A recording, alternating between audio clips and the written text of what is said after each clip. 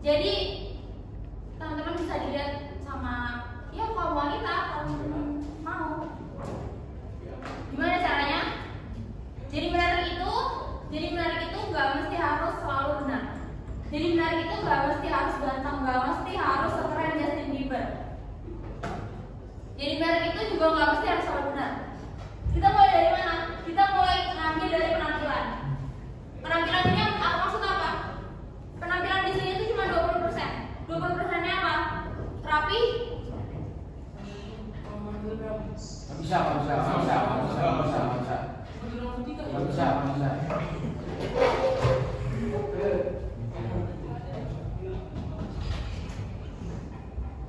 Penampilan yang aku maksud di sini apa? Rapi, bersih.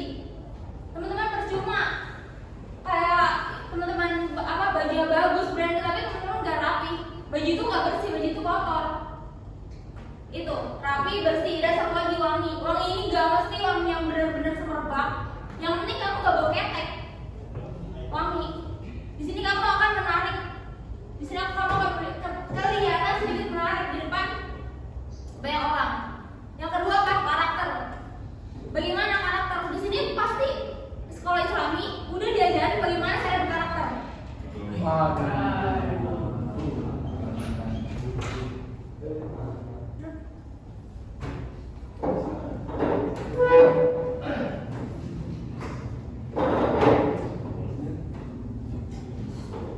Karakter yang gimana? Karakter itu kan banyak. Ada dari tata bicara, ada dari tata sikap. Kalian duduk aja, itu mencerminkan karakter kalian. Cara duduk. Aku bahas dari tata bicara. Gimana tata bicara? Sopan, baik. Sopan. Yang sopan itu belum tentu dia bicaranya baik ya.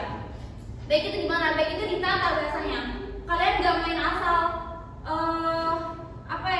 menjelek-jelekan orang. Gak main asal nuduh orang yang jelek, gak ngomongin orang yang jelek-jelek gitu. Terus bagaimana cara kalian merespon? Itu termasuk salah satu tata cara bicara, dan itu akan mencerminkan, itu akan membentuk karakter di diri kalian gitu. Nah, dari tata bicara, orang juga akan memperhatikan gimana cara gerak tubuh kalian di depan guru misalnya, agak membungkuk, sopan. Kalau yang kalian jalan ya mungkin ya biasa aja, jalannya nggak harus terlalu membungkuk. Tapi kalau ada depan guru atau satpam pun, yang di sini notabene dia bukan guru pun, kalian harus menghormati itu. Itu akan mencerminkan karakter kalian gitu. Karakter teman-teman sini. Lalu yang selanjutnya itu karakter sendiri itu dari bahasa tubuh. Tadi aku bilang, ketika teman-teman punya 3M. Apa itu 3M? Mendengar, memahami, merespon.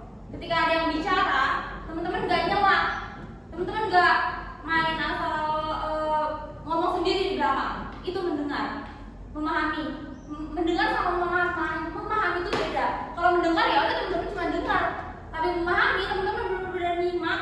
Dan itu masuk ke otak. Lalu apa? Lalu diolah. Kenapa diolah? Karena dengan diolah itu teman-teman bisa nantinya bisa merespon dengan baik. Terutama laki-laki ya, terutama cowok itu harus bisa berpikir kritis. Kenapa? Karena itu berpikir kritis itu menunjukkan bahwa kita itu punya satu label yang itu tuh beneran kayak wah dia tuh keren ya gitu, kayak kamu bisa berpikir kritis, kamu nggak main asal ngomong, omongan kamu tuh nggak kosong, tapi kamu tuh berpikir gitu. Terus yang tata bicara lain itu yang udah ada di bawah juga di sekolah kalian ini, 3 kata J: maaf, terima kasih, dan tolong. Itu pasti aku nggak perlu ngajarin lagi karena teman-teman juga pasti udah tahu apa keajaiban 3 kata ini: maaf, terima kasih, dan tolong. Seperti kata Ali bin Abi Thalib, kemenangan terbesar adalah maaf. Jadi jangan tinggalin 3 kata itu: terima kasih, maaf, dan tolong. Walaupun emang kadang kita kayak minta tolong tuh nggak selalu kayak kita cuma ketika kita melakukan sesuatu dan teman kita pun melakukan sesuatu yang sama, itu kita minta tolong walaupun kita melakukan sesuatu yang sama gitu sama dia gitu. Itu yang kedua karakter. Yang ketiga apa? Positive vibes. Kita harus bisa, teman-teman di sini harus bisa numbuhin positive vibes. Gimana sih positive vibes itu? Teman-teman bisa ngolah emosi teman-teman dengan baik. Biasanya yang aku lihat ya, cuma aku nggak tahu ya keseluruhannya bagaimana. Cowok itu, laki-laki itu mudah kalau emosi itu gampang ngeluap gitu, marah, bener gak? Kayak berantem, kalau enggak ini tembok gitu. Nah itu yang harus dilatih ya. Itu nggak bisa datang gitu aja sendiri, enggak, itu harus dilatih. Gimana caranya teman-teman itu mengelola emosi, gimana cara teman-teman itu meredam amarah itu.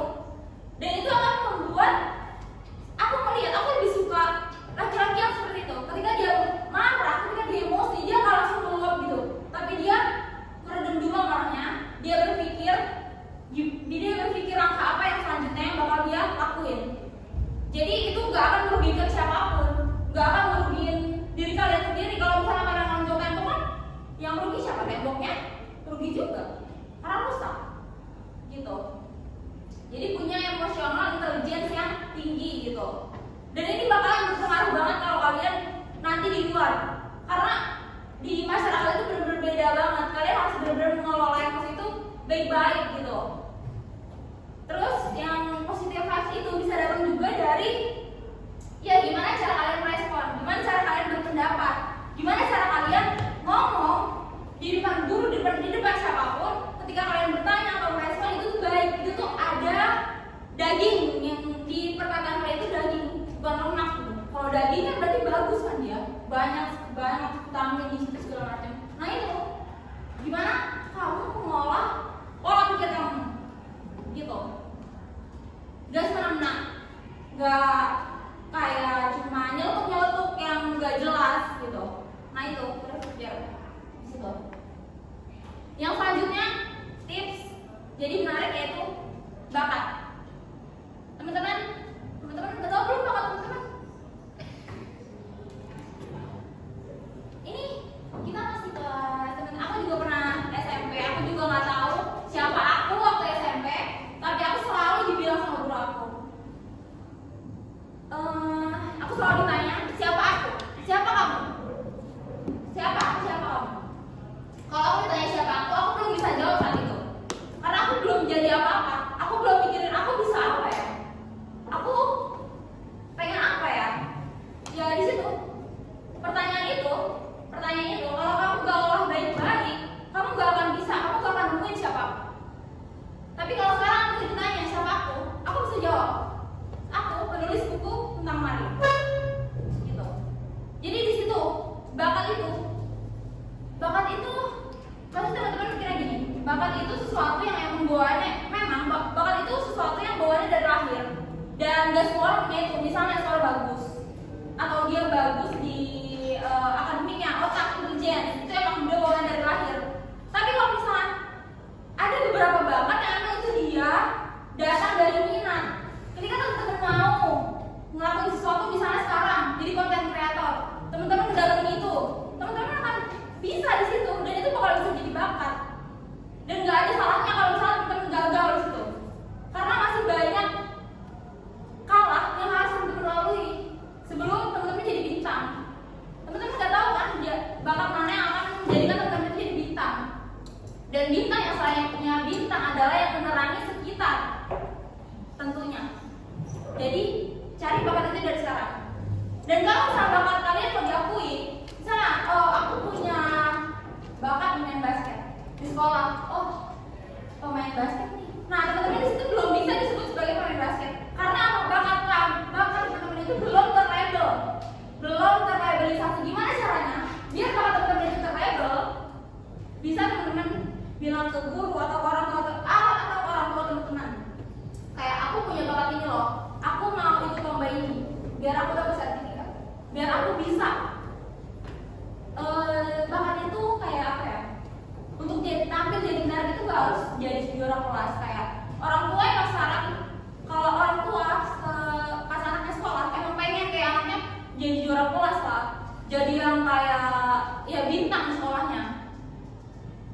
Dan menurut aku jadi bintang itu bukan harus jadi juara, tapi jadi bintang itu ketika kalian berbakat dalam satu bidang dan kalian mampu. Makanya kalian harus teman-teman itu wajib yang ngomong sama orang tua teman-teman. Kalau teman-teman nggak mau dibanding-bandingin terus sama tetangga yang punya bakat yang lebih, yang sering juara, itu bakat teman-teman itu harus terlabellisasi, harus tersertifikasi. Teman-teman punya apa, teman-teman maunya apa, bilang.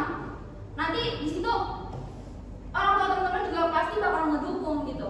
Ketika teman-teman udah bisa mampu nunjukin, oh aku bisa nggak jadi bintang di sini, aku bisa pak jadi bintang di sini, gitu. Pasti di situ teman-teman akan menarik masyarakat sekitar juga, bukan cuma anak sekolah tapi masyarakat. Dan teman-teman punya andil di masyarakat soal itu.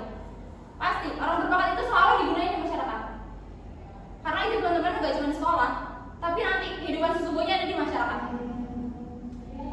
Oke, jadi percaya atau tidak, pandanganmu sendiri itu adalah itu yang membentuk dirimu.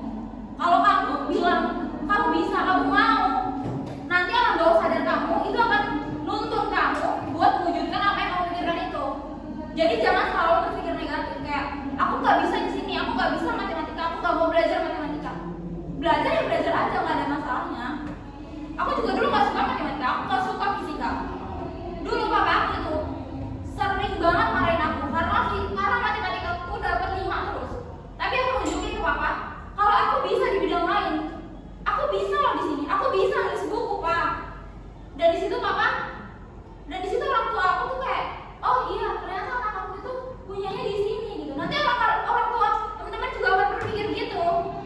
Asal teman-teman yang mau gitu, teman-teman yang mau tunjukin gitu, bahwa teman-teman tuh bisa loh, sebenarnya aku tuh mampu gitu.